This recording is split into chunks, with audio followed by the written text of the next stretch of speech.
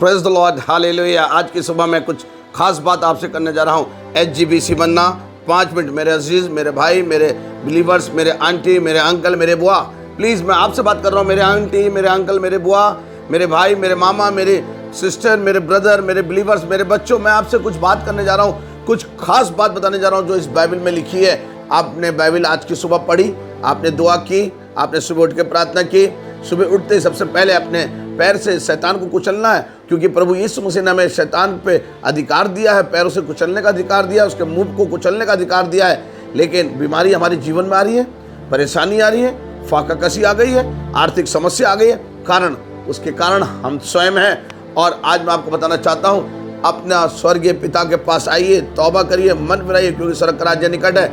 आपने अभी तक अपने अगुओं के पीछे चल रहे हैं, अपने पासवान के कहे के अनुसार चल रहे हैं। मेरे अजीज, नहीं नहीं नहीं नहीं, बहुत गलती है। ये बाइबल, ये वचन आपको बचा सकता है।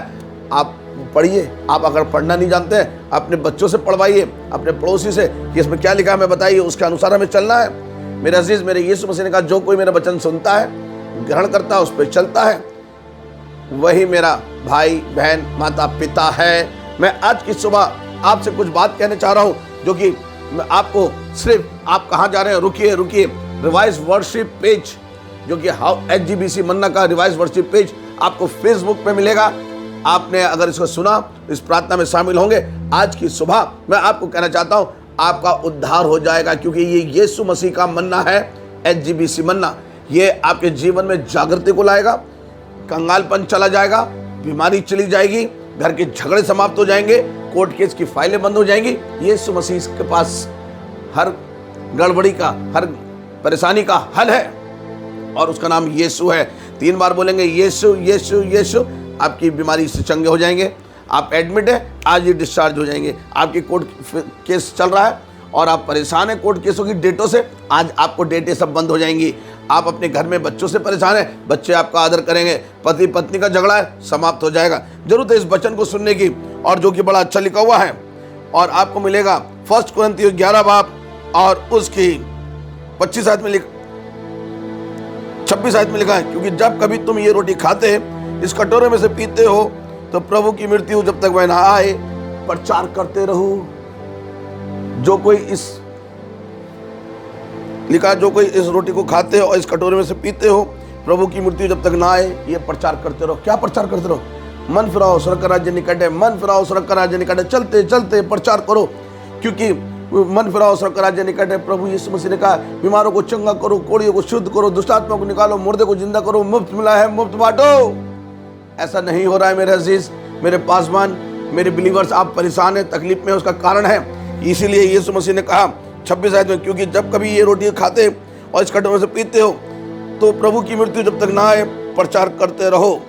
फिर लिखा है अगली आयत में, इसलिए जो कोई अनुचित रीति से प्रभु की रोटी खाए या इस कटोरे में से पिए, वे प्रभु की देह और लहू का अपराधी ठहरेगा। अनुचित रीति, आप दारू पीते हैं, आप बीड़ी सिगरेट पीते हैं, आप झगड़ा करते हैं, आप बॉर्न अगेन नहीं है, आपने अभी तक तौबा नहीं की है, आपने अपने पश्चाताप का बपटिज्म नहीं लिया है, मन फिराव का बपतिस्मा नहीं लिया है, और आप प्रभु की रोटी और देह और लहू में शामिल होते हैं, तो आप अपराधी ठहरेंगे। आप कहेंगे ब्लैक फंगस, कोरोना, घर के अंदर महामारी, गड़बड़ियां, घर टूट गया है, टूटने के कगार पर है। उसका कारण है कि आपने, इसीलिए जो कोई अनुचित रीति से प्रभु की रोटी खाए या इस कटोरे में से पिए, वो प्रभु की देह के और लहू का अपराधी ठहरेगा।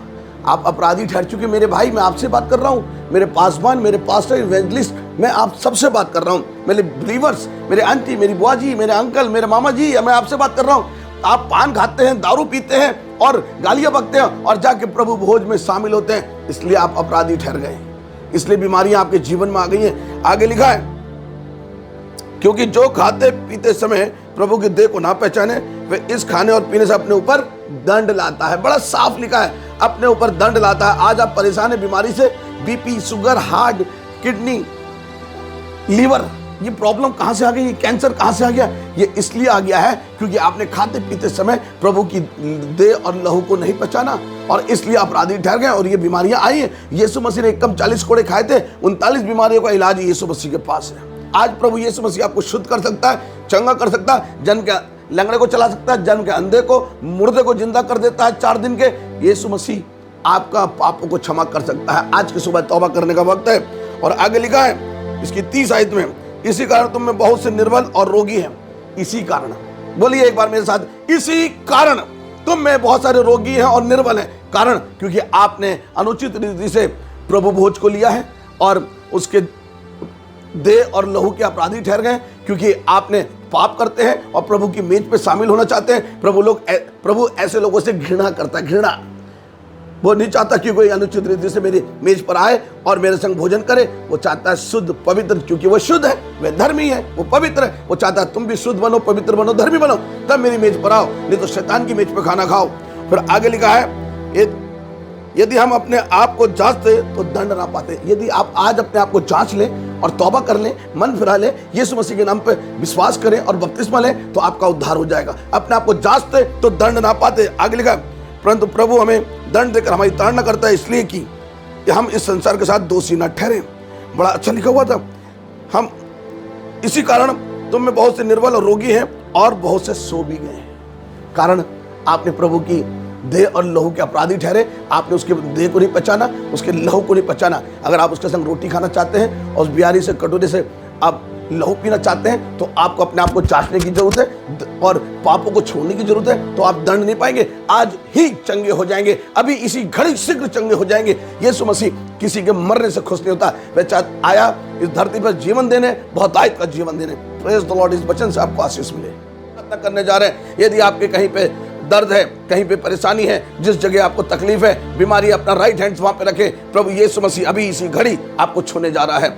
अपनी आंखों को बंद करेंगे। प्रभु यीशु मसीह, जितने लोग ने रिवाइज वर्शिप पेज पर एचजीबीसी मन्ना सुन रहे हैं और आज इस प्रार्थना में शामिल है, अभी इसी घड़ी आप चंगा कर रहे हैं। मेरी आपसे विनती प्रार्थना है, प्रभु अपने घायल हाथों को इनके ऊपर रखें। मैं विशेष प्रार्थना करता हूं अपने बरेली से, अपने अजीज भाई सुनीत एन सिंह को, कि आपने उसको चंगाई दी, उनके पत्नी, उनके बच्चों को आशीष दे जो फॉरेन में है। हम प्रार्थना करते हैं मिस्टर ग्लैडविन के लिए, जो कि मुरादाबाद से हैं। भाई राजू के लिए हम प्रार्थना करते हैं, प्रभु आपने उन्हें चंगाई को दिया है। हम प्रार्थना करते हैं प्रभु यीशु मसीह, सिस्टर स्टैंडली को आपने चंगा किया, सिस्टर कमलेश को दिल्ली से चंगा कर रहे हैं प्रभु यीशु मसीह।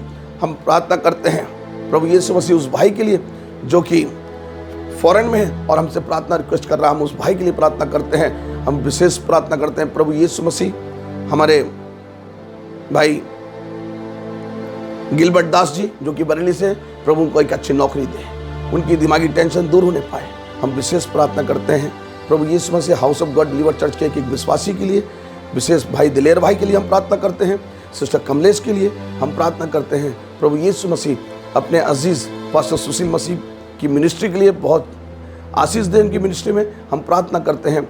जितने भी लोग परेशान हैं, तकलीफ में हैं, बीमार में, इस घड़ी अपने हाथों को, राइट हैंड्स को जिस जगह रखें, अभी आपके घायल हाथ और पवित्र हाथों को मैं इन सब के ऊपर रखता हूँ। बड़ी चंगाई को मांगता हूँ। यीशु के नाम से अभी चंगे हो रहे हैं। वो दुष्ट आत्माओं से जो घिरे हुए हैं, परेशानी में है, तकलीफ में, अभी प्रभु यीशु मसीह ने दुष्ट आत्माओं को निकाल और चंगा कर। कोर्ट केस है, उनके फाइलें बंद हो जाएं और वे प्रभु बड़ी जीत के संग बाहर आएँ। जिनके आज बर्थडे है, जिनकी एनिवर्सरी है, प्रभु उन सबको आशीष कर, उनको दीर्घायु से तृप्त कर। इस छोटी विनती को आपके चरणों में लाता हूँ, यीशु के नाम से मांगता हूँ। सब बोले आमीन और आमीन।